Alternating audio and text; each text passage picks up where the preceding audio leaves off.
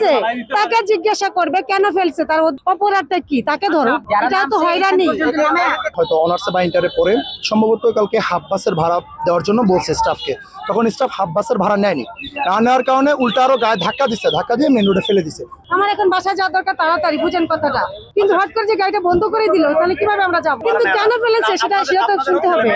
হ্যাঁ, আমাদের ছেলে মেয়ে আছে, কিন্তু হাফ ভাড়া তাদের জন্য, কিন্তু সে মেয়েটার কাছে তো আমার জানতে হবে কেন ফেলাইছে, সেটা তো তাদের কাছে আমি জিজ্ঞেস করলে হয় যে বাচ্চাটাকে কেন ফেলাইছে, যে ফেলছে তাকে জিজ্ঞাসা করবে কেন ফেলছে, তার অপরাধটা কি, তাকে ধরো। যে ফেলছে তাকে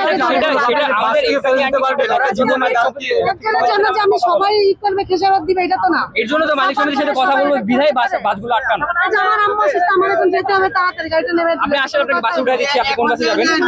আমরা তো অফিস বাদ দিয়ে আমি মা অসুস্থ দেখে তাড়াতাড়ি চলে আসছি। কেন বন্ধ করে দিল গাড়িটা? আমি কোন বাস থেকে আসছেন? বলেন কথাটা।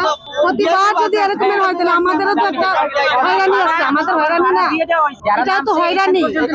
কালকে আমাদের দুইটা বোন হয়তো অনার্সে বা ইন্টারে পড়ে সম্ভবত কালকে হাফ বাসের ভাড়া দেওয়ার জন্য বলছে স্টাফকে, তখন স্টাফ হাফ বাসের ভাড়া নেয়নি, না নেওয়ার কারণে উল্টা আরো গায়ে ধাক্কা দিচ্ছে, ধাক্কা দিয়ে মেন রোডে ফেলে দিছে। সেই ক্ষেত্রে আমরা প্রতিবাদ জানাইছি যে কেন করছে, রিজন কি, আমাদের রিজনটা বলো, আমরা ছেড়ে দিব। যারা পরীক্ষার্থী আছে, আজকে পরীক্ষার্থী, তাদের জন্য বিআরটিসি বাস প্লাস মিরপুর সুপারলিংক বাস আমরা সব বাস ছেড়ে দিয়েছি, তাদের জন্য উন্মুক্ত করে দিয়েছি।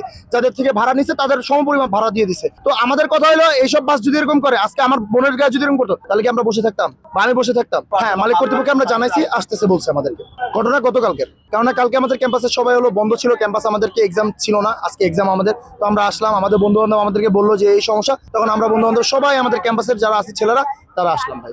তাদের জন্য যেসব বাস প্রযোজ্য ওদিকে যাচ্ছে, তারা যেখানে যাবে সেই লাইনে যদি বাস থাকে তারা সেই বাসে উঠে যাবে, তাদেরকে ওইখানে উঠে দিচ্ছি আমরা, নিজ দায়িত্বে আমরা বাসে উঠে দিচ্ছি। না না, মাঝখানে বলতে আমরা দুটা লেন করছি, আমাদের এখানে 4টা লেন আছে, 4টা লেনে আমরা 2টা লাইন দিচ্ছি আর 2টা লাইন আমরা ছেড়ে দিচ্ছি। তাই 2টা লেনে প্রযোজ্য, অ্যাম্বুলেন্স যদি দরকার হয় আমরা অ্যাম্বুলেন্সের জন্য আলাদাভাবে চেষ্টা করবো এটা সরাই দেওয়ার জন্য।